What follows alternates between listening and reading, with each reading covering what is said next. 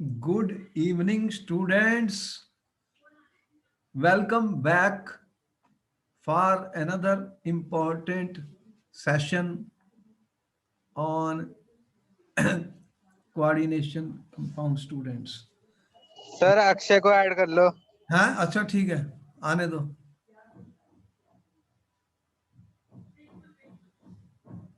अभी इसने एडमिट करने के लिए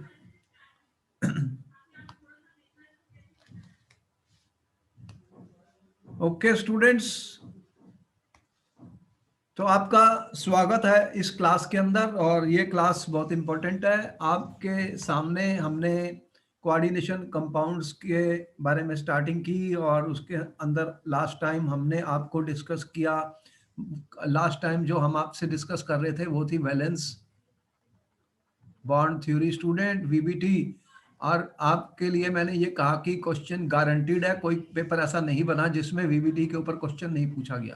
तो आपको पता है कि वीबीटी में किस टाइप के क्वेश्चन आने वाले हैं और वीबीटी थ्योरी क्यों दी गई थी। तो यहाँ पर हमारे को इंफॉर्मेशन मिलती है कि हम प्रेडिक्ट कर पाते हैं कि ये जो कोऑर्डिनेशन कंपाउंड्स हैं इनकी मैग्नेटिक प्रॉपर्टीज डायमैग्नेटिक हैं या पैरामैग्नेटिक हैं, और इनका जो हाइब्रिडाइजेशन है वो भी हम बता सकते हैं। और फिर उससे हम बता सकते हैं कि इनकी जो ज्योमेट्री है स्टूडेंट वो टेट्राहेड्रल है, स्क्वायर प्लेनर है, ट्राइगोनल बाइपिरामिडल है, ऑक्टाहेड्रल है। तो ये सारी ही इंफॉर्मेशन हमें वैलेंस बॉन्ड थ्योरी से मिली, इसीलिए ये थ्योरी आई गई।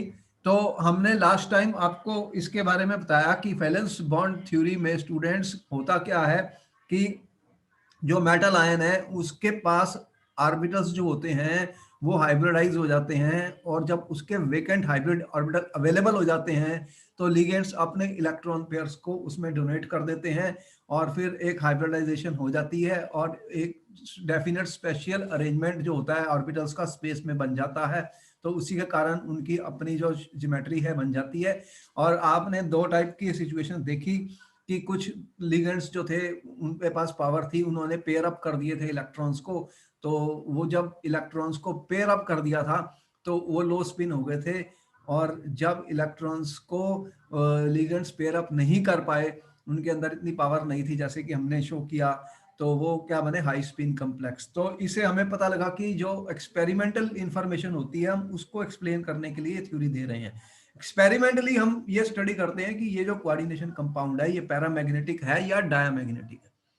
तो अगर पैरामैग्नेटिक है तो उसमें अनपेयर्ड इलेक्ट्रॉन्स होने चाहिए, क्योंकि हमने आपको ऑलरेडी बताया कि जो इलेक्ट्रॉन है स्टूडेंट, अगर आप इलेक्ट्रॉन को देखें तो ये अगर मेरा इलेक्ट्रॉन है तो आपको हमने बताया था electron can spin around it axis, उसको हमने बोला ms प्लस हाफ।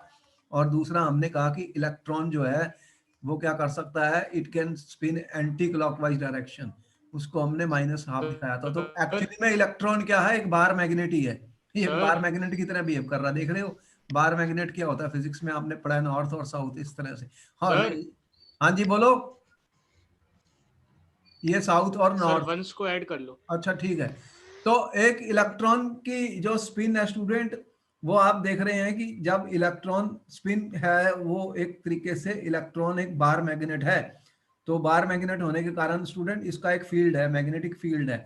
और जब वो आप देख रहे हैं कि इलेक्ट्रॉन जब अनपेयर्ड होते हैं तो वो स्पिन वाइज और एंटी क्लॉकवाइज भी घूम सकते हैं, और जब पेयर्ड हो जाते हैं तो होता क्या है कि अपोजिट स्पिन्स कैंसिल हो जाती हैं। तो इसीलिए जो आपको दो मैग्नेटिक स्पिन क्वांटम नंबर दिखाए गए थे, ms प्लस हाफ और माइनस हाफ। तो जैसे कि एक नॉर्थ एक साउथ पोल है, और फिर अगर दूसरा भी प्रेजेंट है, क्योंकि जब इलेक्ट्रॉन्स पेयर अप होते हैं तो वो अपोजिट स्पिन्स के होते हैं, तो वो आपस में कैंसिल हो जाते हैं। और अगर उनमें अनपेयर्ड इलेक्ट्रॉन्स होंगे तो स्टूडेंट्स उनके अंदर एक फील्ड होगा, मैग्नेटिक फील्ड होगा, जिसके कारण वो अट्रैक्ट कर लेते हैं मैग्नेटिक फील्ड को अपनी तरफ। तो वो पैरामैग्नेटिक बिहेवियर हमने बताया आपको। पैरामैग्नेटिक होता है जब वो अपनी तरफ अट्रैक्ट कर लेते हैं वो substances which attract towards the magnetic field, उन्हें पैरामैग्नेटिक कहा जाता है। और जो सब्सटेंसेस रिपेल करते हैं स्टूडेंट, उन्हें डायामैग्नेटिक कहा जाता है। तो दो टाइप के सब्सटेंसेस हैं, जब पेयर्ड इलेक्ट्रॉन हो जाएंगे तो वो डायामैग्नेटिक हो जाएंगे, क्योंकि यहाँ पे स्पिन है ही नहीं, वो अपोजिट स्पिन कैंसिल हो जाती है। लेकिन जब पैरामैग्नेटिक होगा तो आप देख रहे हैं कि इलेक्ट्रॉन की स्पिन है तो उसकी डेफिनेट एक मैग्नेटिक मूवमेंट होगी, एक फील्ड होगा स्टूडेंट्स। तो ये एक बार मैग्नेट की तरह बिहेव करेगा, तो वो अट्रैक्ट करेगा, magnetic will be attracted towards the magnetic field. तो ये यहाँ पे रिपल्शन होने वाली है। तो यहाँ पर इन सारी थ्योरीज के लिए आपने वैलेंस बॉन्ड थ्योरी प्रेडिक्ट की और हमने आपको कुछ एग्जांपल दिए, और मैंने कहा कि निकल एक ऐसा केस है जहाँ पे बहुत क्वेश्चन आने वाले स्टूडेंट।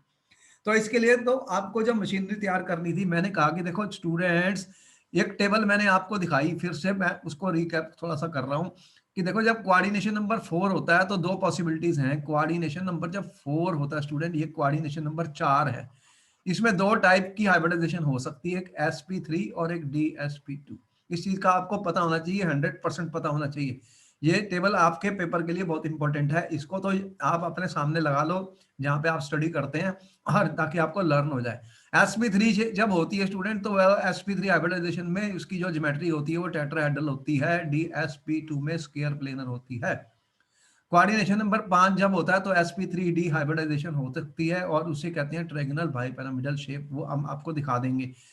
और ऑक्टाहेड्रल में दो टाइप के मैंने कॉम्प्लेक्स बताए थे, इनर ऑर्बिटल और आउटर ऑर्बिटल कॉम्प्लेक्स, दो टाइप के कॉम्प्लेक्स बनते हैं जो लास्ट टाइम हमने प्रीवियस लेक्चर में बताए।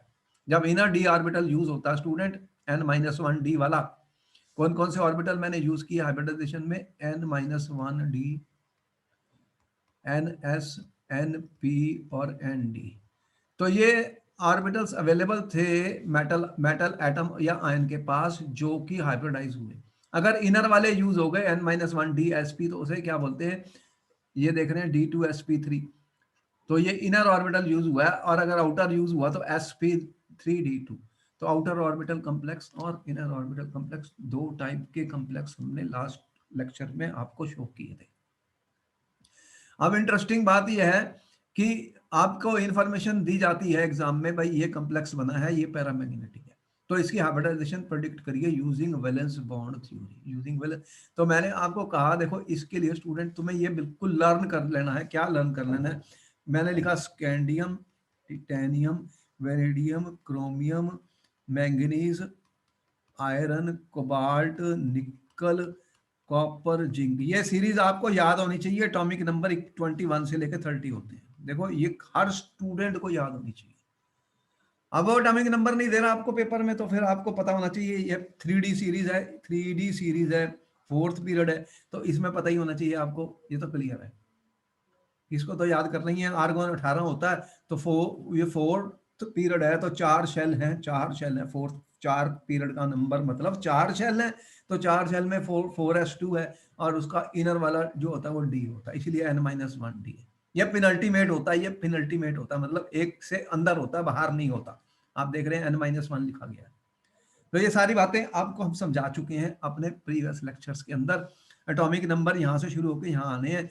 अब आपको जैसे कि मैं एक और क्वेश्चन जैसे मैं करने जा रहा हूँ आपके सामने स्टूडेंट, कि जो हमारे पास NiCl4 है स्टूडेंट, लास्ट टाइम ये क्वेश्चन हमने एज ए होमवर्क दिया था, ये आपको उसने एक कोऑर्डिनेशन कॉम्प्लेक्स दे दिया, और ये कह रहा है कि ये पैरामैग्नेटिक है। क्या है? Paramagnetic student. तो आप वीबीटी को यूज करके इसकी हाइब्रिडाइजेशन बताइए, और स्टूडेंट इसकी ज्योमेट्री बताइए। ये क्वेश्चन पेपर में आपको आ गया स्टूडेंट, 2 नंबर का लो, बहुत अच्छा क्वेश्चन मिल गया आपको। आपको मिल रहा है 1 मिनट का वक्त, जल्दी से करिए जो करना है, लास्ट टाइम होमवर्क का क्वेश्चन है, इसके बाद हम सॉल्व करने जा रहे हैं। कैसे करते हैं, क्या क्या स्टेप्स हैं, वो आपको हमने बताए थे, मैं दोबारा से करूंगा आपके सामने स्टूडेंट्स। तो आप मेरी हेल्प कर सकते हैं, आप पार्टिसिपेट कर सकते हैं, इंटरेक्ट कर सकते हैं। इंटरेक्शन बहुत जरूरी है आपकी, जितना आप मेरे से इंटरेक्ट करेंगे, जितना आप स्टूडेंट मेरे साथ, you will be with me, you will learn more student. हम केमिस्ट्री को साइंस के रूप में पढ़ते हैं, उसे समझते हैं स्टूडेंट, हमारा यही मकसद है कि एक each and every word of chemistry should be decoded. इसको मैं डिकोड कर रहा हूँ, हर केमिस्ट्री के वर्ड को। आप मेरे साथ पार्टिसिपेट करिए, मेरे साथ मिलके सॉल्व करिए, और आंसर करते रहिए जब मैं क्वेश्चन कोई पूछता हूँ, ताकि एनर्जी लेवल्स हाई रहें, और माइंड जो है वो यूज हो, हमारा माइंड यूज हो। माइंड को पैराशूट जो है उसे खोल लीजिए स्टूडेंट, नहीं तो ये काम नहीं करता। आप देखिए, मैंने कहा निकल, सबसे पहले मुझे ये बताओ निकल का एटॉमिक नंबर कितना है, बताओ जल्दी से, कितना है, कौन बोल रहा है, जल्दी बताओ। ये सीरीज मैंने लिखी है, कितना एटॉमिक नंबर है निकल का? आंसर दो, ये हमें याद होने चाहिए। अब कितना एटॉमिक नंबर है? अरे यहाँ पे सीरीज लिख दी, ये 22 है, 23 है, 24 है स्टूडेंट, 25, 26, 27, 28 है। देखो मेरे से कोई गलती हो जाए तो मुझे बता देना। 28 है इसका एटॉमिक नंबर। लो, सबसे पहली इंफॉर्मेशन ये थी। अब इसका अगर मैं कॉन्फ़िगरेशन निकल का लिखूं, मुझे बहुत आसान है, मैंने आपको बहुत मेथड बताया। ये देखो, आपके पास क्या होता है कि ये 28 है तो 4s में 2 होने हैं, और फिर डी में कितने होने हैं स्टूडेंट? 8। डी में 8 होने हैं, ये बड़ा क्लियर है। ये 2 एस में जाने वाले हैं और 8 डी में जाने वाले हैं स्टूडेंट्स। अब आपको भाई चाहिए इसमें बताओ कि निकल का ऑक्सीडेशन स्टेट क्या है NiCl4 माइनस में। निकल की ऑक्सीडेशन स्टेट इसमें क्या है? देखो स्टेप बाय स्टेप क्वेश्चन किए जाते हैं, ऐसे नहीं। तो इसमें निकल कौन सी ऑक्सीडेशन स्टेट में है, जल्दी से बताओ। कौन बता रहा है आंसर? बताओ कौन सी ऑक्सीडेशन स्टेट है निकल की? कैसे निकालते हो? ऑक्सीडेशन नंबर आपको निकालना सिखाया गया है, उसका बहुत यूज है हर चीज में, नेमिंग में भी। अगर इसको x मान लूं तो -4 इज इक्वल टू -2, तो x की वैल्यू कितनी आ रही है? +2। तो निकल +2 ऑक्सीडेशन स्टेट में है स्टूडेंट। इसका मतलब ये 2 इलेक्ट्रॉन 4s से जाने वाले हैं, तो इसका डी काउंट क्या हो गया? डी काउंट कहता हूं मैं इसको, ये बन गया 3d8। तो निकल 2 प्लस आपका 3d8 है स्टूडेंट। बोलो सही है? अब 3d8 है, लिगेंड कितने आ रहे हैं? 4। और ये क्या कह रहा है कि ये जो है ये पैरामैग्नेटिक है, मतलब इसके अंदर अनपेयर्ड इलेक्ट्रॉन्स है। अनपेयर्ड इलेक्ट्रॉन्स मौजूद है स्टूडेंट्स, तभी ये पैरामैग्नेटिक होगा। मैंने दिखाई दिया है, जब इलेक्ट्रॉन की स्पिन होती है एक तरीके से बाहर मैग्नेट है, लेकिन जब अपोजिट स्पिन वाले दो एक ऑर्बिटल में आ जाएंगे तो वो आपस में न्यूट्रल कैंसिल हो जाएगी उनकी स्पिन, तो फिर मैग्नेटिक मूवमेंट 0 हो जाएगी, तो वो डायमैग्नेटिक हो जाएंगी। अब यहाँ पर 3d8 है स्टूडेंट, तो आपको फिर बनाने हैं ऑर्बिटल। सबसे पहले क्या बनाने हैं? ऑर्बिटल। तो देखो ये क्वेश्चन बोर्ड में आ चुका है जो मैं कर रहा हूँ। जो भी इंफॉर्मेशन बोर्ड में लिख रहा हूँ ये आपके लिए बड़ी वैल्यूबल है, यहाँ से क्वेश्चन आने वाले हैं। कोई भी क्वेश्चन करने के लिए स्टेप वाइज करना है स्टूडेंट, शॉर्टकट नहीं करना। जब भी शॉर्टकट किया तो वो फिर मिस्टेक आएगी। तो पहले उसका एटॉमिक नंबर हमें याद है, फिर हमने कॉन्फ़िगरेशन लिखी, फिर 2 उसकी ऑक्सीडेशन नंबर निकाली +2, तो निकल +2 में है, इसका डी काउंट 3d8 है। ओके, तो अच्छा ठीक है, फिर अब आगे इसको मैं खाली कर लेता हूँ जगह को, क्योंकि हम इसका बहुत अच्छा इस्तेमाल करने जा रहे हैं। इस जगह को खाली कर लेते हैं स्टूडेंट्स। अब इसको सॉल्व करेंगे। एक क्वेश्चन हम सॉल्व करने जा रहे हैं आपके लिए, ये बहुत इंपॉर्टेंट है। निकल का कोई भी कॉम्प्लेक्स इंपॉर्टेंट है एग्जाम के लिए, इस साल बोर्ड में आने की बहुत उम्मीद है। अब आपने कहा सर हो गया। अब देखो क्या करने जा रहे हैं, हम क्या करने जा रहे हैं स्टूडेंट्स। क्वेश्चन अब हमारे पास ये आ गया स्टूडेंट। अब देखो कि आपके पास यहाँ पर मैं लिखूं, ये निकल +2 वाला कर रहा हूं, तो 3d है मेरे पास। 3d में कितने होते हैं स्टूडेंट ऑर्बिटल्स? 3d में कितने ऑर्बिटल होते हैं? एक n2 1 2 3 1 2 3 4 5 5 होते हैं। 1 2 3 4 5, तो एक ज्यादा बन गया, इसको मिटा देता हूँ। चलो ये 5, ये 3d है मेरा। ठीक है स्टूडेंट, ये 3d है। अब ये 3d है मेरे पास, और आपके पास 4s में कितने ऑर्बिटल होते हैं? 1। 4p में कितने होते हैं? तो आपने बोला सर 3 होते हैं, और उसके बाद 4d भी होता। ये मेरा 4d है, अगर जरूरत पड़ेगी तो इसको यूज करेंगे, नहीं पड़ेगी तो नहीं करेंगे। अच्छा, ये स्टोरी है। आपके पास निकल +2 है, तो +2 का मतलब डी 8 इलेक्ट्रॉन भरो, फिर 1 1 2 3 4 5 6 7 8, ये हो गया। अब यहाँ पे 2 अनपेयर्ड इलेक्ट्रॉन्स हैं, और हमें पता है कि क्या इंफॉर्मेशन दे रखी है मैंने जब इस क्वेश्चन को आपको दिया। ये पैरामैग्नेटिक है, तो इसमें 2 अनपेयर्ड इलेक्ट्रॉन्स है। अब ये तो अवेलेबल नहीं है, अब हाइब्रिडाइजेशन होनी है। लिगेंड कितने आ रहे हैं? 4 है। Cl NiCl4 में 4 Cl आने हैं। कितने आने हैं? Cl1 Cl2 Cl3 Cl4। तो ये अपने अपने इलेक्ट्रॉन पेयर लेके आ रहे हैं, 4 आ रहे हैं। तो अब क्या होगा फिर? ये तो ऑलरेडी इसमें इलेक्ट्रॉन अनपेयर्ड हैं, तो s और s, ये 4s है, तो ये s और p वाले ये हाइब्रिड ऑर्बिटल बनेंगे। क्या बनेंगे? sp3 हाइब्रिडाइज बनेंगे। तो यहाँ पर स्टूडेंट sp3 हाइब्रिडाइजेशन होने वाली है। तो जब sp3 हाइब्रिडाइज हो जाएगी, कितने बनेंगे, 1 2 3 4, ये sp3 हाइब्रिड ऑर्बिटल बन गए और ये 4 Cl हैं, ये अपने अपने इलेक्ट्रॉन पेयर यहाँ डाल रहे हैं। तो इस तरह से इसका sp3 हाइब्रिडाइजेशन हो गया। और जब sp3 हाइब्रिडाइजेशन होती है तो इसकी शेप क्या होगी स्टूडेंट, तो आपका आंसर आ गया, sp3 है तो ये टेट्राहेड्रल शेप का होगा, तो ये टेट्राहेड्रल बनेगा स्टूडेंट। तो ये हमारा सॉल्व हो गया क्वेश्चन।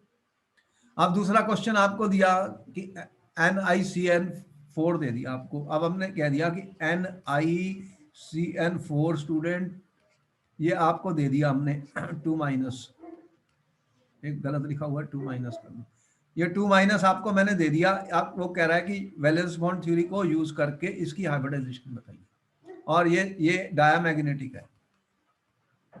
अब स्टूडेंट ये डायामैग्नेटिक है, आपको 1 मिनट का वक्त मिला है, जल्दी से करो। डायमैग्नेटिक है तो बताओ इसकी शेप क्या होने वाली है। ये 1 मिनट का वक्त है आपको इसकी हाइब्रिडाइजेशन बताने के लिए। एन तो ये टेट्रासाइनाइडो निकलेट 2, देख रहे हो, एनायनिक कम्प्लेक्स है, एनायनिक कम्प्लेक्स है। अब इसका 1 मिनट का टाइम मिला है आपको, जल्दी से इसको सॉल्व करिए।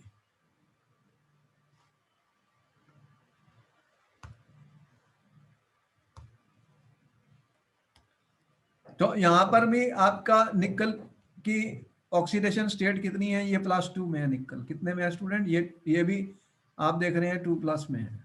तो 2+ के केस में क्या हुआ कि ये हमने ऑलरेडी दिखाया ये 2+ में, लेकिन ये डायमैग्नेटिक है स्टूडेंट। इसका मतलब जो सीएन लिगेंड आया, जो सीएन लिगेंड आया उसका ज्यादा पावर है, वो पेयर अप कर रहा है। ये जो अनपेयर्ड इलेक्ट्रॉन्स है, अब ये बचेंगे नहीं अनपेयर्ड, ये पेयर हो जाने वाले, ये पेयर्ड अप हो जाएंगे। ये 3D आप देख रहे हो Ni2+ है। तो यहाँ पर फिर क्या हुआ कि हम इसको ऐसे दिखा सकते हैं स्टूडेंट, क्या हुआ कि ये 1 2 3, ये आपका डी है। अब क्या हुआ, ये पेयर थे, ये पेयर थे, ये पेयर थे, ये अनपेयर्ड वाले जो देख रहे हैं आप, ये साइनाइड आयन ने पावर, इसके पास शक्ति थी, इसने इनको पेयर कर दिया, 8 इलेक्ट्रॉन ऐसे बन गए। फिर अब तो अब आगे फिर क्या हुआ, आगे 4s और 4p आपके पास पड़े हुए हैं, और ये कौन सा है, ये 3D है। तो अब क्या होगा कि ये वाला खाली है, ये खाली है, ये खाली है। तो आपको 4 लिगेंड आ रहे हैं, कितने आ रहे हैं, 4। Cn-4 है हमारे पास, 4 लोन पेयर ऑफ इलेक्ट्रॉन आ रहे हैं। तो अब क्या कर सकते हो तुम, तो ये देखो, एक तो डी का यूज हो रहा है स्टूडेंट, और एक एस बन गया, और कितने हो गए, 2, और 2 पी से ले लेते हैं, 2 पी से ले लेते हैं। तो ये क्या हो गया, 4 चाहिए मुझे, 4 हाइब्रिड ऑर्बिटल बनने वाले हैं, A1 2। तो ये कौन से बने हैं, DsP2। तो यहाँ पे DsP2 हाइब्रिडाइजेशन होगी, क्या हुई है, DsP2 हाइब्रिडाइजेशन। तो आप बताओ कि जब DsP2 हाइब्रिडाइजेशन होती है तो इसकी ज्योमेट्री क्या बनेगी स्टूडेंट, जल्दी से बताइए, 30 सेकंड का वक्त है। इसकी ज्योमेट्री क्या बनेगी, कौन सी हुई है, DsP2 हाइब्रिडाइजेशन, इसकी ज्योमेट्री क्या होगी स्टूडेंट, इसकी ज्योमेट्री क्या होगी, जल्दी से बताइए, इसकी ज्योमेट्री क्या होगी। आपको 1 मिनट का वक्त है आंसर करने के लिए students. What will be the geometry students.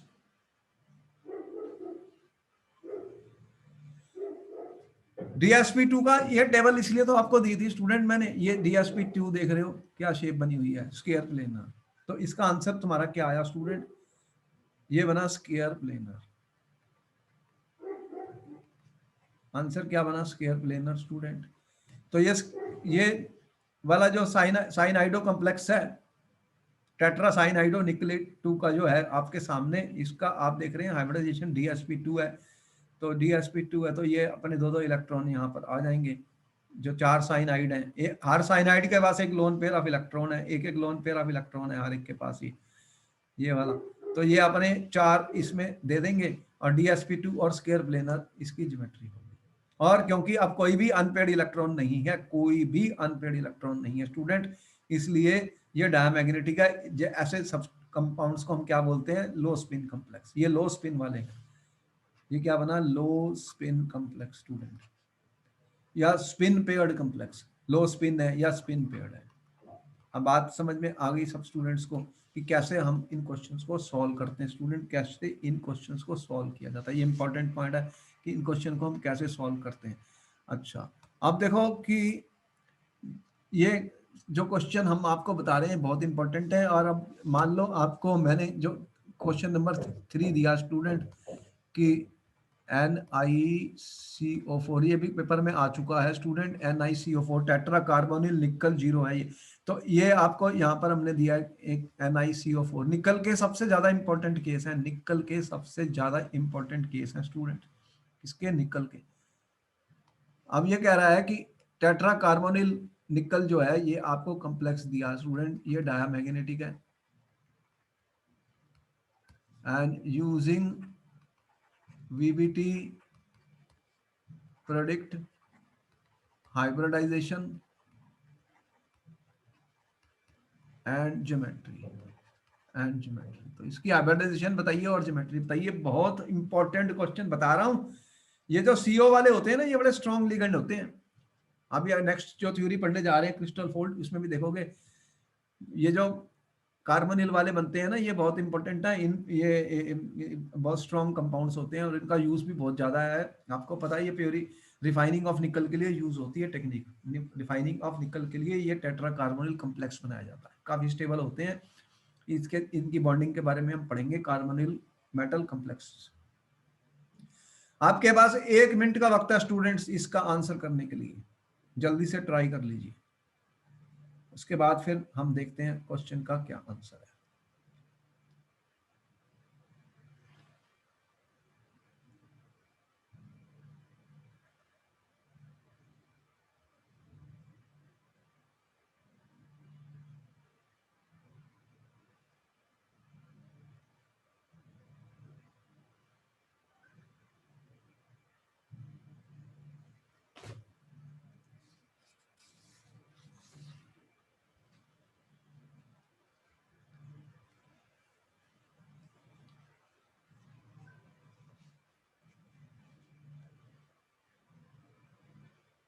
क्या किसी स्टूडेंट ने सॉल्व कर लिया?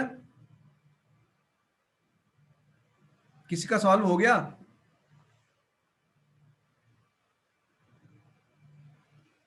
बहुत इंपॉर्टेंट क्वेश्चन बता रहा हूं, निकल के बहुत ज्यादा आते हैं एग्जाम के अंदर।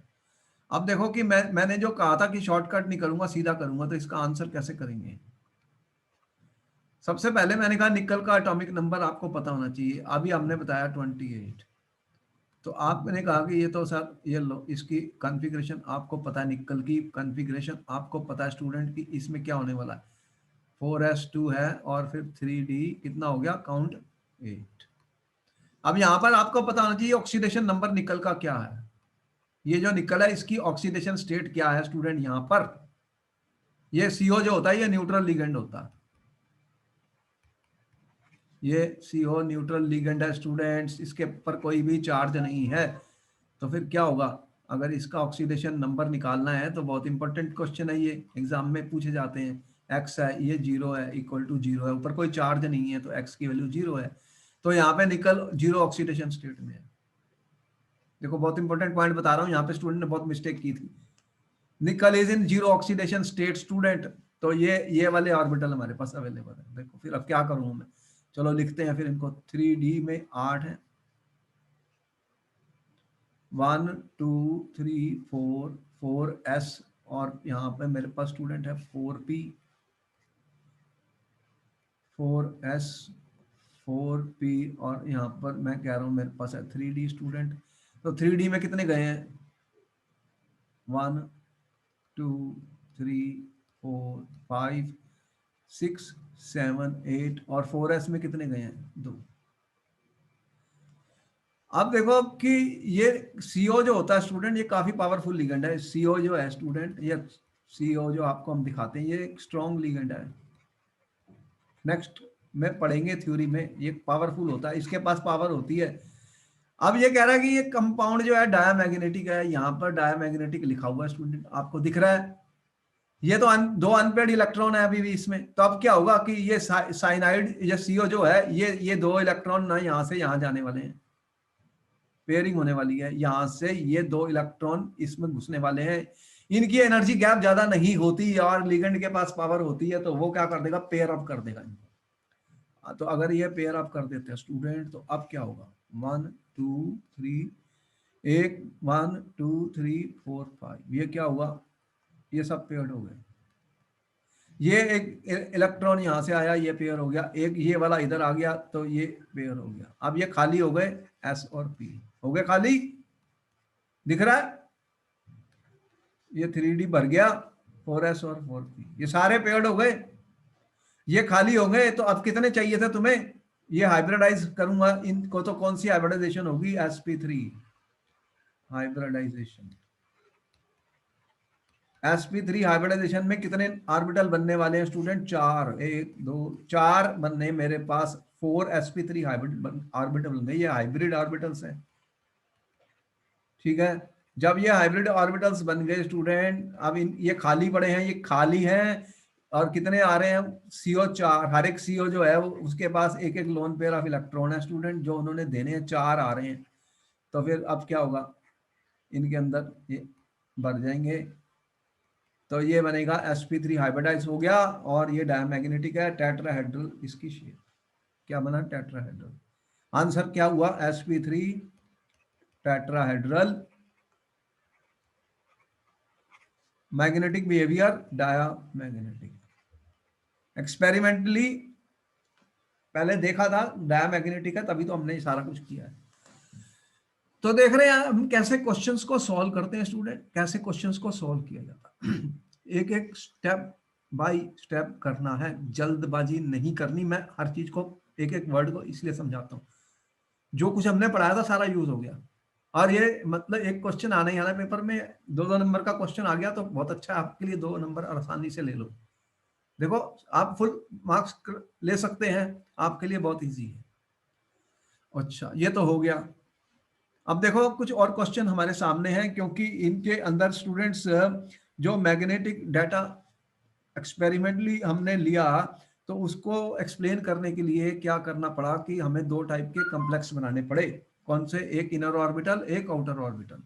यहाँ पर सारी सिचुएशन ये है कि इस सारी थ्योरी में, कि जब एक्सपेरिमेंटल डाटा हमारे पास हो जाता है स्टूडेंट, तो हम उसको एक्सप्लेन करते हैं। अब एक्सपेरिमेंटल डाटा है तो वीबीटी लगा रहे हैं, तो उसका लगाने के लिए फिर हमने क्या किया कि हमें ये देखा कि जो COF6 है, जैसे मैंने ये लिखा है, ये पैरामैग्नेटिक है, ऑक्टाहेड्रल कॉम्प्लेक्स है। क्या है, पैरामैग्नेटिक ऑक्टाहेड्रल कॉम्प्लेक्स है स्टूडेंट। तो इसको कैसे हम एक्सप्लेन करेंगे, यूजिंग वैलेंस बॉन्ड। तो इसके लिए हमने कहा कि देखो 2 टाइप के कॉम्प्लेक्स हमने आपके सामने रखे, इनर ऑर्बिटल और आउटर ऑर्बिटल कॉम्प्लेक्स, लो स्पिन और हाई स्पिन। जब ये पूरे के पूरे पेयर्ड हो गए, तो ये लो स्पिन हो गया, स्पिन पेयर्ड कॉम्प्लेक्स हो गया। किस टाइप का कॉम्प्लेक्स हो गया स्टूडेंट, ये है लो स्पिन, और इसे स्पिन पेयर्ड भी कह सकता हूं मैं। सारा का सारा स्पिन पेयर्ड हो गया। अब अगर मैं कोबाल्ट, ये इसका आपको दिखाऊं, तो आप बताओ, इसको मैं 1 मिनट दे रहा हूं, इसका वीबीटी अप्लाई करो और देखो क्या रिजल्ट आता है। Use VBT to find the hybridization of COF6 3-। You have 1 minute to answer the question student. जितने ज्यादा क्वेश्चन करेंगे स्टूडेंट, उतनी ही प्रैक्टिस होगी, और हम कॉन्फिडेंस के साथ पेपर में कर सकते हैं। सारी सारी सिचुएशन ये है कि हम क्या करना चाहते हैं, हम इनकी प्रैक्टिस करवा रहे हैं, आपको प्रैक्टिस करवाते हैं, क्वेश्चन ही क्वेश्चन करवाते हैं। मोर क्वेश्चन से आपको पता लग जाता है कि कोई भी क्वेश्चन पेपर में आया, आपने फटाफट सॉल्व कर दिया। तो magnetic properties of coordination compounds का बहुत इंपॉर्टेंट रोल है। Magnetic properties of can be measured by magnetic susceptible experiment students, and result can be used to obtain information about the structures adopted by the metal complexes। तो हम major कर लेते हैं, क्या major कर लेते हैं, इनकी मैग्नेटिक ससेप्टेबिलिटी एक्सपेरिमेंट्स हम करके मेजर कर लेते हैं, इनकी मैग्नेटिक मूवमेंट्स को मेजर कर लेते हैं, उससे इनका स्ट्रक्चर हम प्रेडिक्ट करते हैं। क्या करते हैं, इनका स्ट्रक्चर प्रेडिक्ट करते हैं। तो क्योंकि इलेक्ट्रॉन 3D में है, 4s में है, और आपके पास 4p ऑर्बिटल्स भी हैं, और आउटर 4D भी अवेलेबल है, इसलिए यहाँ पर आपको पास ये सारे के सारे कोई भी इनमें से वेकेंट पेयर जो D होते हैं, और वो या तो पेयर्ड हो सकते हैं या अनपेयर्ड, इस तरह के कम्प्लेक्सेस बन सकते हैं। तो जब मैग्नेटिक डाटा जो है agree with maximum spin pairing in many cases students, तो कुछ केसेस में कॉम्प्लिकेशंस भी आएंगी, देखेंगे कि इलेक्ट्रॉन पैरामैग्नेटिक है या कि इलेक्ट्रॉन पेयर हुए हैं या नहीं हुए हैं। ये एक प्रॉब्लम है। वैलेंस बॉन्ड थ्योरी ये बताती नहीं कि ऐसा क्यों हो रहा है, क्यों पेयरिंग हो रही है किसी में और क्यों पेयरिंग नहीं हो रही किसी भी। दो टाइप के लिगेंड देख रहे हो, कुछ में तो पेयरिंग हो रही है, कुछ लिगेंड में पेयरिंग नहीं हो रही।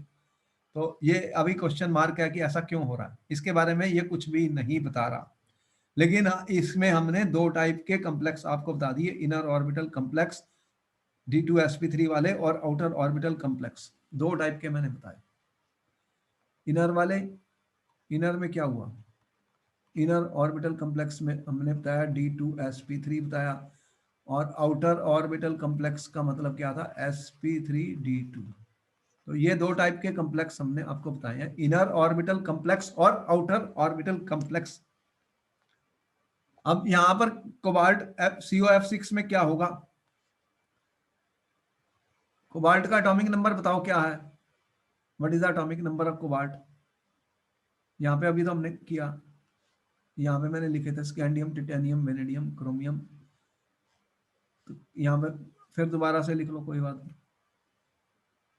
अगर इसको करना है, देखो scandium, titanium, vanadium, chromium, manganese, scandium, titanium, vanadium, chromium, manganese, iron, cobalt, निकल, कॉपर, जिंक याद करना बहुत जरूरी है। ये 21 है, 22, 23, 24, 25, 26, 27 है, ये 27 है। तो आप निकाल लो, आर्गोन है 18 वाला इसको, और ये 4s2 और 3d7 है। यहां से मैं मुझे पता लग जाता है एस में जाने वाले हैं, ये डी में जाने वाले हैं। अब इसका ऑक्सीडेशन नंबर निकालो, कोबाल्ट का कितना है भाई, कोबाल्ट की कितनी ऑक्सीडेशन स्टेट में है यहाँ, COF6 है स्टूडेंट, 3 इसका मतलब क्या, अगर मैंने इसको x माना तो x प्लस 6 × -1, फ्लोरीन ये एनायनिक लिगेंड है, एनायनिक लिगेंड है। देखो हर चीज मैंने तुम्हें बता चुका हूं पहले ही, इसके ऊपर एक नेगेटिव चार्ज है, तो इक्वल टू -3 है, तो x की वैल्यू क्या आई, फिर +3 आई। तो इसका ऑक्सीडेशन नंबर कोबाल्ट का +3 है, कोबाल्ट का ऑक्सीडेशन नंबर निकाला हमने, +3 आया। +3 का मतलब क्या हुआ स्टूडेंट, जो पहले इलेक्ट्रॉन दो s में से जाने हैं और एक d में से जाना है, तो d काउंट क्या हुआ, CO3+ का d काउंट क्या बना, 3d6 बन गया, बन गया 3d6। तो आपने लिख दिया फिर 3d6 एग्जाम में, लो 1 2 3 4 5, 3d6 लगा दिया स्टूडेंट, 4s है और 4p है, और इसको मैं अभी थोड़ा मिटा देता हूँ आपके लिए, तो मुझे पूरा दिखाना है। चलो क्वेश्चन को सॉल्व करना है बहुत ढंग से एग्जाम के अंदर स्टूडेंट, आपने पूरे नंबर मिलने वाले हैं, 100% मार्क्स लेने हैं आपको, बहुत आसान है, मुश्किल नहीं होते 100% मार्क्स, यही आपको बता रहा हूँ। तो चलो पूरा लिखते हैं फिर, 4d, 1 2 3, 1 2 3 4 5 4d। अब 6 इलेक्ट्रॉन है डी में, कितने हैं, 6। आपने लिखा 1 2 3 4 5 और ये लो 6। अब ये कह रहा है कि ये पैरामैग्नेटिक है, पैरामैग्नेटिक है, तो इसमें अनपेयर्ड इलेक्ट्रॉन होने वाले हैं, अनपेयर्ड इलेक्ट्रॉन इसमें मिलने वाले हैं स्टूडेंट हमें, अनपेयर्ड इलेक्ट्रॉन। तो ये हाँ, तो ये एक एक इलेक्ट्रॉन दिख रहा है। अब जो F6 है उसके पास पावर नहीं है इनको पेयर करने की एक तरीके से, लेकिन VBT हमें ये नहीं बताता, इसके बारे में कौन बताएगा, नेक्स्ट जो हम पढ़ेंगे क्रिस्टल फील्ड, क्रिस्टल फील्ड वाला बताएगा कि लिगेंड की पावर कितनी होती है, एक स्पेक्ट्रोकेमिकल सीरीज होती है, वो हम आपको देंगे। अब 6 आ रहे हैं, कितने, 6F- आने वाले हैं स्टूडेंट। तो फिर कहाँ क्या करेंगे हम, कौन सी हाइब्रिडाइजेशन होने वाली है, बता सकता कोई स्टूडेंट इसमें कौन सी हाइब्रिडाइजेशन होगी, जल्दी से बताओ, आपको 30 सेकंड का वक्त देता हूं student, what is the hybridization in this case now. What will be the hybridization in this case, students? Will it be inner orbital complex or outer orbital complex? ये क्वेश्चन पूछा जा चुका है। आपको 6 चाहिए, 1 2 3 4 6। तो आपकी हाइब्रिडाइजेशन क्या होने वाली है? sp3d2 student. ये कौन सा कॉम्प्लेक्स है? Outer orbital complex. यहाँ पे क्या बना है? Outer orbital complex. और ये देख रहे हो कितने अनपेड इलेक्ट्रॉन है? 4। अब वो पूछ सकता है इसकी मैग्नेटिक मोमेंट निकाल के दिखाओ। अनपेड इलेक्ट्रॉन 4 है स्टूडेंट। अनपेड इलेक्ट्रॉन कितने हैं? 4 अनपेड इलेक्ट्रॉन्स। दिख रहा है 4 अनपेड इलेक्ट्रॉन्स। sp3d2, ये अगर sp3d2 हाइब्रिडाइजेशन होती है तो शेप क्या होती है ये हम आपको बता चुके हैं। What is the shape in this? लो और थोड़ी जगह ले लेते हैं हम। ये सारा तुम्हें समझ आ गया स्टूडेंट? देखो जितने क्वेश्चन बता रहा हूँ सारे इंपॉर्टेंट हैं। ये सारे इंपॉर्टेंट क्वेश्चन है, पेपर में आए, उन्हीं को हम सॉल्व कर रहे हैं, उन्हीं को हम सॉल्व कर रहे हैं स्टूडेंट्स। वीबीटी के ऊपर क्वेश्चन गारंटीड है, मैं समझता हूँ इस पर क्वेश्चन जरूर मिलेगा आपको पेपर में। तो प्रैक्टिस कर लो, जितनी प्रैक्टिस करोगे वो आपका काम आएगी स्टूडेंट। खुद try to solve each and every question. More question you will do the better you are equipped. Okay, अब हो गया स्टूडेंट, यहाँ तक हम पहुँच गए कि ये आउटर ऑर्बिटल कम्प्लेक्स है और इसका हाइब्रिडाइजेशन sp3d2 है। इसका जो स्ट्रक्चर है वो स्ट्रक्चर ऑक्टाहेड्रल है स्टूडेंट, ऑक्टाहेड्रल है। और ये हाई स्पिन कम्प्लेक्स है, हाई स्पिन कम्प्लेक्स है स्टूडेंट। तो हाई स्पिन कम्प्लेक्स है स्टूडेंट। मैग्नेटिक मोमेंट आपको पता लग गई। तो जब हाई स्पिन कम्प्लेक्स होता है स्टूडेंट तो इसमें नंबर ऑफ अनपेड इलेक्ट्रॉन कितने हैं? 4 अनपेड इलेक्ट्रॉन्स। तो एक मैग्नेटिक मोमेंट हमने निकाली थी। कौन सा फार्मूला लगाया था? याद आया? ट्रांजिशन एलिमेंट्स में कौन सा फार्मूला लगाया था स्टूडेंट मैग्नेटिक मोमेंट को निकालने के लिए? जब हमने ट्रांजिशन एलिमेंट्स की मैग्नेटिक मोमेंट निकाली थी, बताओ फार्मूला क्या? फार्मूला बताया था स्टूडेंट्स जब हमने इनकी मैग्नेटिक मोमेंट, मैग्नेटिक प्रॉपर्टीज को स्टडी किया था? कौन सा फार्मूला मैंने आपको बताया था ट्रांजिशन एलिमेंट्स में स्टूडेंट? बताओ क्या बताया था formula? Square root of n plus 2 student. इसका हमने स्क्वायर रूट निकाला था। ये निकाली थी हमने, क्या निकाला था स्टूडेंट? Spin only formula. तो जिसमें नंबर ऑफ अनपेड इलेक्ट्रॉन्स हैं, और ये मैग्नेटिक मूवमेंट निकाली थी हमने। क्या निकाली थी? Magnetic movement. याद आया? और इसके यूनिट क्या थे? Bore magneton, bm। तो बोर मैग्नेटॉन में ये मैग्नेटिक मूवमेंट हमने निकाली थी। तो इसकी कितनी वैल्यू आएगी मैग्नेटिक मूवमेंट की स्टूडेंट? इसकी मैग्नेटिक मूवमेंट की वैल्यू कितनी आएगी? जल्दी से निकाल के बताओ कितना आ रहा आंसर। 4 रखो ना अनपेड इलेक्ट्रॉन, तो म्यू की वैल्यू कितनी आएगी? Mu will be equal to student square root of 4, 4 plus 2 6। तो 4 इंटू 6 कितना हो गया? Square root of 24। Square root 25 का 25 का 5 होता है, तो समथिंग लाइक 4.98 ऐसे कुछ आने वाली है। तो देखो कि यहाँ पर हम वैल्यू निकाल सकते हैं, एक्सपेरिमेंटली वेरीफाई कर सकते हैं। कोई भी क्वेश्चन को कैसे भी दिया जाता है पेपर में, कोई भी ये मत समझना कि डायरेक्ट क्वेश्चन होगा। क्वेश्चन को किसी वे में भी दिया जाता है। कोई भी जब दिया जाता है तो वो क्वेश्चन देता है। तो यहाँ पर आपको समझ में आया कि क्वेश्चन को कैसे सॉल्व करना है स्टूडेंट, कैसे सॉल्व करना है। देखो ये आपने नोट कर लिया, तो मैं आगे चलता हूँ। कोई भी डाउट है किसी स्टूडेंट को पूछ सकते हो। मैं भी आपको टाइम दे रहा हूँ, समझ लो इस चीज को, देख लो, क्योंकि फिर आपको एक क्वेश्चन और दे रहा हूँ इसके ऊपर। ये इसको नोट कर लो सारा।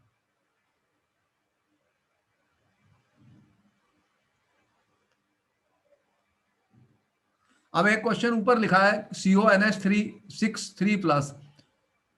ये तो देखो पैरामैग्नेटिक था, और ये भी कोबाल्ट का ही कम्प्लेक्स है। एक और जो मैंने यहाँ पे लिखा है CONH3 6 स्टूडेंट, ये कोबाल्ट का ही है। और ये वाला देख रहे हो डायमैग्नेटिक है। आप देख रहे हैं कि लिगेंड चेंज हो गया है और कुछ भी नहीं हुआ। यहाँ पे COF6 है, ये भी कोबाल्ट का ही है, इसमें हेक्सा अमीन कोबाल्ट 3 है और ये डायमैग्नेटिक है। इसका वैलेंस बॉन्ड थ्योरी कैसे एक्सप्लेन करेगा, वैलेंस बॉन्ड थ्योरी कैसे एक्सप्लेन करेगा कि ये जो है ये डायमैग्नेटिक है। अब आपको मैं फिर 1 मिनट का वक्त दे रहा हूं, इसको सॉल्व करना है, इसको सॉल्व करना है। करिए आप, इसको करिए, मैं फिर इसको करके दिखाता हूं।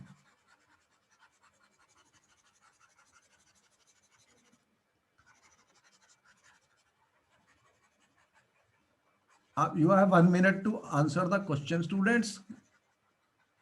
Keep your notebooks, pen, colored pens ready so that you keep on doing question answer question answer.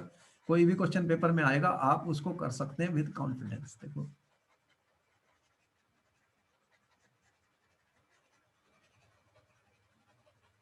whatever question I am doing, they are all important and very very important questions.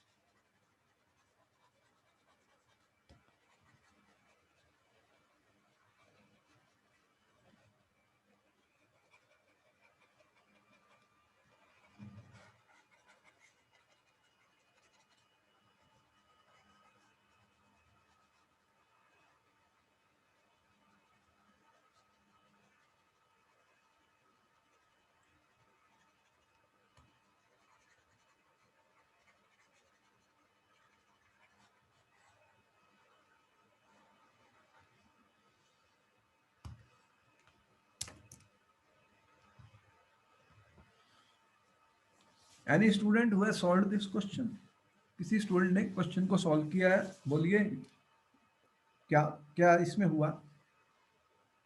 नहीं तो मैं बताता हूँ, फिर मुझे करना है। देखो यहाँ पर आपको दिया स्टूडेंट CONH3 6 3+, ठीक है। चलो हम इसका कोई डिफरेंट कलर ले लेते हैं स्टूडेंट। आपके पास है CONH3+। तो सबसे पहले देखो ये NH3 जो है स्टूडेंट, ये न्यूट्रल लिगेंड है।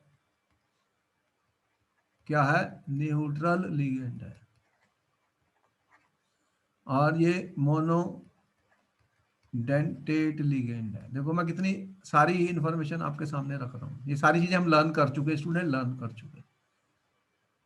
अब कोबाल्ट जो है स्टूडेंट, यहाँ पर अगर मैं कोबाल्ट को x लूँ तो ये 6 × 0 = +3। तो फिर कोबाल्ट यहाँ पर +3 स्टेट में है। ऑक्सीडेशन स्टेट क्या? कोबाल्ट की +3 स्टूडेंट। और अभी हमने देखा है जो कोबाल्ट है स्टूडेंट, इसका एटॉमिक नंबर 27 है। तो फिर कोबाल्ट 3+ क्या बना स्टूडेंट? आपका डी काउंट कितना हुआ इसमें स्टूडेंट? डी काउंट ये 3d6 रह गया। कोबाल्ट 3+ 3d6 रह गया। ठीक है, यहाँ तक ठीक है हमारा। अब हम इसको देखते हैं आगे, इसको कैसे करेंगे स्टूडेंट। ये लो 1 2 3 1 2 3 4 5 है। This is my 3d student, this is my 4 है student, this is my 4p students. और 4d के बाद कौन सा है हमारे पास? 1 2 3 4, ये लो ये 4d है। तो ये ऑर्बिटल्स हमारे पास हैं। अब ये 3d6 है, कोबाल्ट 3+। 1 2 3 4 5 और 6 स्टूडेंट्स। अब ये NH3 आ रहे हैं कितने? 6 लोन पेयर ऑफ इलेक्ट्रॉन है, देख रहे हो ये 6 लोन पेयर इलेक्ट्रॉन है। लोन पेयर कितने हैं? 6। 6 आएंगे तो 6 के बाद लोन पेयर होंगे, लेकिन यहाँ पर ये एमिन है। एमिन जो है ये, इसके पास पावर थी, वो कह रहा है ये डायामैग्नेटिक है। देखो क्या लिखा हुआ है, डायामैग्नेटिक। डायामैग्नेटिक है तो ये तो अनपेयर्ड इलेक्ट्रॉन है 4। तो फिर क्या होगा? फिर ये अमोनिया ने क्या किया, इसने अपनी स्ट्रेंथ से इन एक ये इलेक्ट्रॉन इधर गया स्टूडेंट्स, और ये इधर। अब ये पेयरिंग हो गई है। क्या हो गई है? पेयरिंग हो गई स्टूडेंट। तो क्या हुआ? 1 1 2 3 4। तो ये यहाँ पर क्या हुआ स्टूडेंट? 1 2 3 4, ये पेयर्ड हो गए 3D में। अब देखो कि क्या हुआ फिर, ये 4s है और ये 4p है। अब इसकी जरूरत ही नहीं पड़नी हमें। अब यहाँ पर दो मेरे पास ये d है, एक कुल मिला के कितने चाहिए मुझे? 6। 6 चाहिए स्टूडेंट, तो अब क्या होगा फिर? लो इसको मैं मिटा देता हूँ एक बार फिर आपके लिए, आपके लिए ही कर रहा हूँ स्टूडेंट्स कि आपको इजी रहे और समझ में आ जाए बस। और मेरा कोई यहाँ पे मोटिव नहीं है, एक एक वर्ड को मैं डिकोड कर रहा हूँ, एक एक वर्ड को, ठीक है, ताकि आपका एग्जाम में क्वेश्चन गलत ना हो।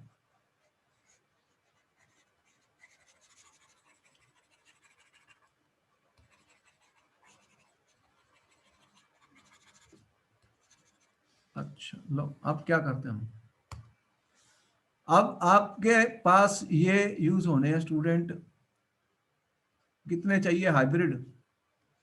6, 1 2 3 4 5 6, 1 2 3 4 5 6। अब क्या बनाइए, D2sp3 हाइब्रिडाइजेशन हो गया।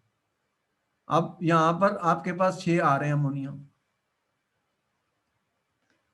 एक यहाँ पर आ रहा है, एक यहाँ पर आ रहा है, एक यहाँ पर, स्टूडेंट सबके पास एक एक लोन पेयर है, एक एक लोन पेयर है स्टूडेंट, एक एक लोन पेयर है, 6 आ रहे हैं।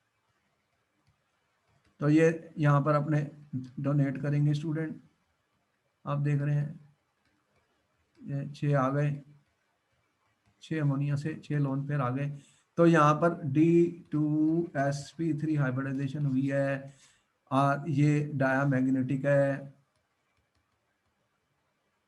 देख रहे हैं, और ये ऑक्टाहेड्रल है, और ये लो स्पिन है, क्या बोलूँगा, लो स्पिन है या पेयर्ड स्पिन है स्टूडेंट, और ये इनर ऑर्बिटल है, क्या है, यहाँ पर देखो इनर ऑर्बिटल है, इसे क्या बोलते हैं, इनर ऑर्बिटल कॉम्प्लेक्स स्टूडेंट। एक आउटर ऑर्बिटल था, ये इनर ऑर्बिटल, ये आउटर था, देख रहे हो आउटर, और इसका मैग्नेटिक मोमेंट निकाला था, कितना आ रहा था, 4.98। इसकी वैल्यू अगर निकालोगे म्यू की, इसकी म्यू की वैल्यू कितनी आने वाली है स्टूडेंट, इसका म्यू कितना आने वाला है, स्क्वायर रूट ऑफ n+2, तो 0 आने वाली है, 0 भी है, देख रहे हो, इसकी स्पिन म्यू कितनी आई, 0। तो ये आपके सामने हमने रखे स्टूडेंट बहुत सारे एग्जाम्पल, और किस टाइप की वैरायटी के क्वेश्चन, मैग्नेटिक मोमेंट भी निकाल सकते हैं बोर मैग्नेट्रॉन में, या आपको कोई कम्प्लेक्स दे दिया, उसका मैग्नेटिक मोमेंट दे दिया आपको एग्जाम में, और बताया कि बताओ इसका स्ट्रक्चर क्या है, इसकी हाइब्रिडाइजेशन क्या है कम्प्लेक्स की, predict the geometry of the complex. तो ये सारे क्वेश्चन आपके लिए फेवरेट हैं, कोई भी क्वेश्चन पेपर में आ सकता है।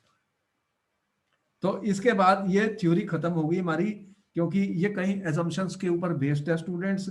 इसके इसने ये नहीं बताया कि कौन सा लिगेंड स्ट्रॉन्ग है, कौन सा वीक है, किसके पास पावर है पेयर करने की, किसके पास नहीं है, इसके बारे में कोई भी डाटा नहीं दे रहा, और ना ही ये कोई थर्मोडायनेमिक काइनेटिक स्टेबिलिटी इसके बारे में बता रहा है। तो इसलिए टेट्राहेड्रल और स्केयर प्लेनर में भी थोड़ी हमें डाउट्स हैं, भाई समझ नहीं आई कि लिंकेजेस कहाँ हो रही हैं, और ये वीक और स्ट्रॉन्ग लिगेंड्स में कोई भी डिस्टिंग्विश नहीं करता। तो इसलिए इसके ऊपर एक और थ्योरी की हमें जरूरत पड़ेगी, जिसे बोलते हैं क्रिस्टल फील्ड थ्योरी स्टूडेंट, जो हमारी नेक्स्ट क्लास में डिस्कस होगी, बहुत इंपॉर्टेंट है वो। तो फिर मैं मिलता हूँ आपको नेक्स्ट क्लास में, नमस्ते। जितने भी हमारे लेक्चर यूट्यूब में आ रहे हैं बहुत इंपॉर्टेंट हैं, बहुत सारे क्वेश्चन हम सॉल्व कर रहे हैं, ऑर्गेनिक में, इनऑर्गेनिक में, फिजिकल केमिस्ट्री में, और आप उनको सब्सक्राइब कीजिए, उनको फॉरवर्ड कीजिए, क्योंकि बहुत मेहनत लगती है इस ऐसे बनाने में, और ये ऑल ओवर स्टूडेंट्स की डिमांड है इस टाइम। तो मैं आपको कहता हूँ कि अपने फ्रेंड्स को इनको फॉरवर्ड कर दीजिए, ताकि वो इन लेक्चर्स को देख सकें और आने वाले पेपर्स में एक अच्छी परफॉर्मेंस दे सकें। ओके, नमस्ते, फिर मैं मिलता हूँ आपको नेक्स्ट क्लास में। Thank you very much, good night students, I will see you in my next class.